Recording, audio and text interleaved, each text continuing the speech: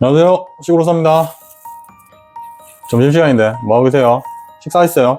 저 오늘 계란 2개 하고 집에서 두유를 모친이 만들어 주셔가지고 계란이랑 두유랑 먹을 계획입니다. 제가 전에도 말씀드렸지만 쫄보라 가지고 뭔가 이렇게 갈등을 만들고 편을 나누고 이런 거 자체를 별로 안 좋아합니다. 근데 이게 살다 보니까 너무 희한한 일들이 많이 있어가지고 또 한번 이야기를 해보고 싶어서 촬영을 하거든요. 여러분이 생각했을 때 판사, 검사, 변호사, 의사 공통점이 뭔지 아세요? 뭐 여러 가지 있을 수 있잖아요. 근데 제가 생각하는 이런 공통점은 우리 사회에서 일어나는 최악의 상황들, 안 좋은 상황들을 다룬다는 점에서 제가 봤을 땐 공통점이 있는 것 같아요. 판검사, 변호사님은 인간으로서 저지르면 안 되는 그런 최악의 모습들을 이 정면으로 바라보고 계시죠. 사기치고 강도, 살인 이런 거 매일같이 보고 계시는 거니까 인간 혐오가 좀 생길 만도 해요. 보면 그런 것들을 막 견디면서 일을 하고 계신 거죠. 분명히 우리 판사 검사님들도 정신질환 같은 거 생길 수밖에 없는 그런 상황이신 것 같긴 해요. 우울증이나 분노 조절 장애, 불면증 이런 거 분명히 많이 생기셨을 것 같고 약을 복용하시는 분이 많을 수도 있고, 이 판사 검사 일반 사람들한테 너 이거 그냥 시켜줄게 해 이렇게 해도 아마 그 직무를 수행하는 게 참 힘들 것 같다는 생각이 많이 들어서 그런 점에서 참 존경스럽고 또 사회적으로 이렇게 인정받아야 하는 분들이라는 생각이 듭니다.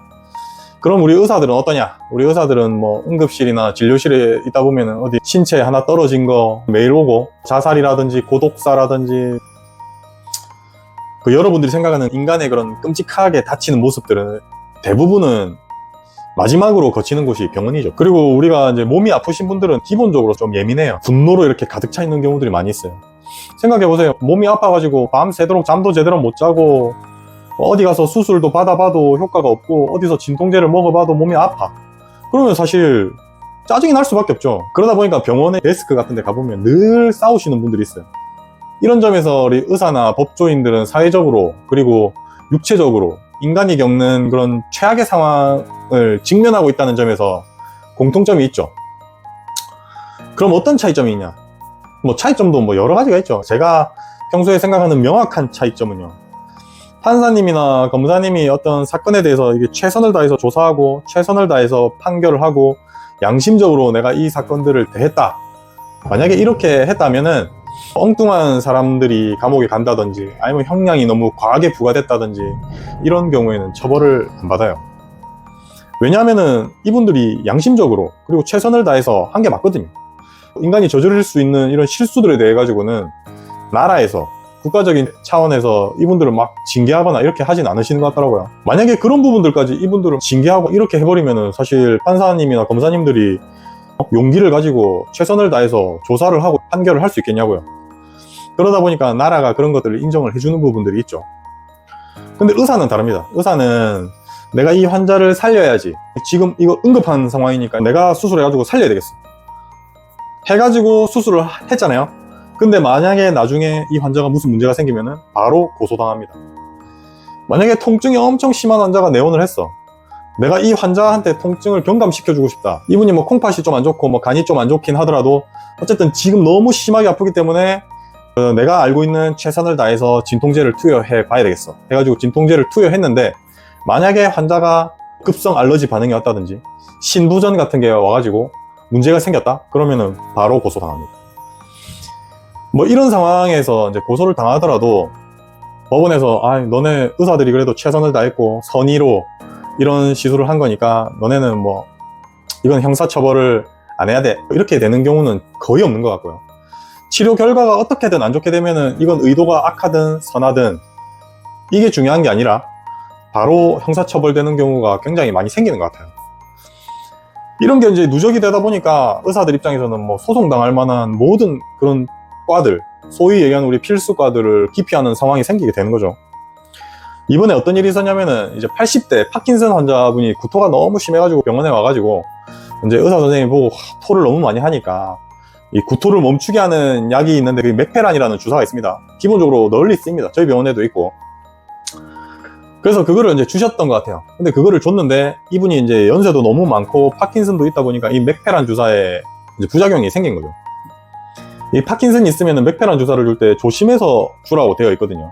절대 금기는 아니고 주의해서 사용을 할 수 있다고 되어 있답니다. 그래서 그 부작용의 정도는 이제 사람마다 다 다른 거죠.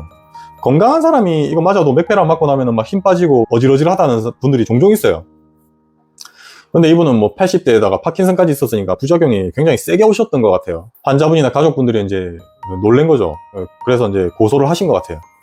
판결문을 정확하게 내가 보지는 못했는데 결론은 이 주사를 잘못 줘가지고 당신이 상해를 가했기 때문에 업무상 과실치상으로 금고 10개월 집행유예 2년이라는 판결이 났단 말이죠.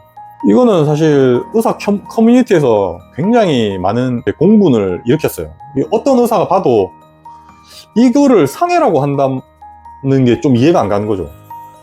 이건 일종의 이제 부사의 부작용인 건데 이거를 투여한 게 상해라고 한다고 하면은 지금 내가 주는 모든 주사 그리고 모든 약들은 상해를 일으킬 수 있는 어떤 행위가 될 수 있는 거거든요. 보세요. 여러분이 이제 몸에 어디가 뭐 골마 그래서 항생제를 엉덩이 주사에 내가 줬단 말이에요. 근데 엉덩이 주사를 맞고 엉덩이에 만약에 멍이 들었어. 멍이 들 수 있잖아요. 핏줄이 터져가지고. 그럼 이것도 어떻게 보면은 상해가 되는 거예요. 그리고 만약에 이제 혈관에다가 수액을 맞다가 혈관이 너무 약해서 터졌단 말이에요. 그래서 이거 부었어. 그러면 이것도 어떻게 보면 상해가 될 수 있는 거예요.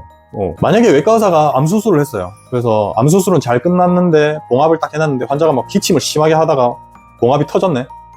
그러면 이것도 어떻게 보면은 상해가 될 수 있는 거예요.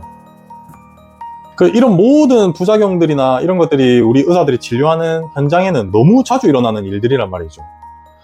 진료를 보다 보면 반드시 이런 부작용들은 생길 수밖에 없는 상황이라는 거예요. 부작용이 없는 약이라는 건 없습니다. 그런 약은 없어요. 근데 이 맥페란 주사를 줘서 부작용이 심하게 일어났다고 해가지고 금고형을 받게 되었다. 이렇게 되면 의사들 입장에서는 용기를 가지고 어떤 약이나 주사들을 처방하기가 힘든 상황이 되는 거죠. 판사님들이 어떤 과정을 거쳐가지고 이런 형량을 내리시는지는 제가 잘 모르지만 의료행위라는 거는 사실 선한 의도로 하는 거잖아요. 외과 의사가 칼을 잡고 있는 게 살인범이 칼을 들고 있는 거하고는 너무 목적이 다른 거잖아요. 그리고 의사가 수면제를 처방하는 것과 강도가 집을 털려고 수면제를 사용하는 거는 너무 목적이 다르지 않습니까? 그래서 제가 이 판결이 일어났다는 이제 소식을 듣고 때마침 또 그날 저한테 파킨슨을 가진 할머니가 오시는 거죠. 종종 오십니다. 연세 많으신 파킨슨 환자분들이 제법 많아요. 제가 무슨 생각이 들었을까요?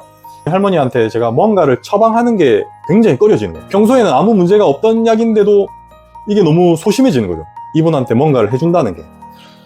그래서 증상을 호전을 시켜주는데 제가 집중을 해야 되는 게 아니라 어떻게든 이 환자분한테 무슨 약을 쓰더라도 아무런 일이 안 일어날 수 있는 약만 드려야 되겠다라는 데 제 생각이 이제 집중이 되는 거죠. 그럼 만약 이런 상황이 이제 계속 생기면은 결국에 파킨슨 환자분들은 뭐 장염이 걸리든 감기가 걸리든 뭐 관절이 아프든 결국에는 일반 의원에서 치료를 하는 게 힘들어질 것 같고 신경과나 뭐 대학병원 같은 데 가셔가지고 치료를 받으셔라 이런 상황이 생길 수밖에 없는 게 되겠죠. 그 헌법 103조를 보니까 우리 법관은 헌법과 법률에 의하여 그 양심에 따라 독립적으로 심판한다 이렇게 돼 있더라고요. 그럼 법관은 이제 법률이나 양심에 따라서 심판을 하면은 그 결과가 뭐 어떻든지 자유로운 상황인 건데 의사는 양심에 따라서 최선의 진료를 하더라도 결과가 안 좋으면 바로 형사고발, 형사처벌 받을 수 있다는 게 이게 과연 옳은 일인가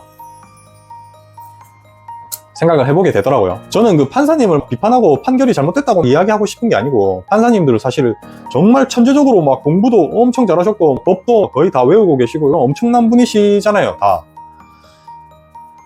그렇지만 그럼에도 불구하고 우리 의사들이 어떤 최악의 상황에서 진료를 하는지는 아마 이해하시기 힘드실 거예요. 대략적으로 아실 수는 있어도.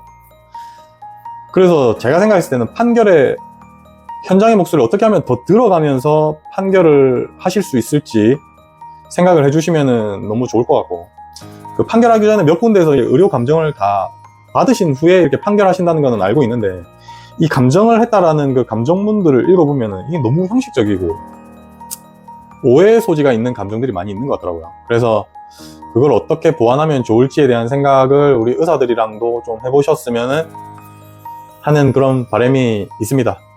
어쨌든 이번 판결을 저희가 또 보면서 의사들이 어떻게 하면 더 적극적으로 이렇게 치료해 줄까 보다는 어떻게 하면 이게 문제가 안 생기게, 어떻게 하면 그냥 이렇게 소극적으로 치료해서 넘어갈 수 있을까에 대해서 더 집중하는 그런 상황이 생긴 게 참 안타깝다고 생각을 하고요. 이게 조금씩 더 의료 환경이 좋아졌으면 좋겠는데 이제는 뭐 어떻게 해야 될지 잘 모르겠다는 상황이 되는 게 좀 힘드네요, 저는. 지금 같은 시기에는 의사로서 산다는 게 힘든 상황이라는 거는 분명한 것 같긴 하고, 의사들이 이렇게 저항을 하고 하는 부분에 있어서 부득이하게 환자분들이나 의료 관계 종사자들, 병원의 직원분들, 이런 분들도 다 같이 피해를 입는다는 이런 상황이 참 안타깝고 어떻게 해결이 돼야 되나 하는 생각들이 좀 드네요. 왜 이렇게 의사 관련된 촬영만 하면 이렇게 우울해지는지 모르겠습니다. 어쨌든 건강하시고 아프지 마시고요. 또 식사 잘 챙겨 드시고 또 다음에 찾아뵙도록 하겠습니다. 시골로사였습니다. 바이바이.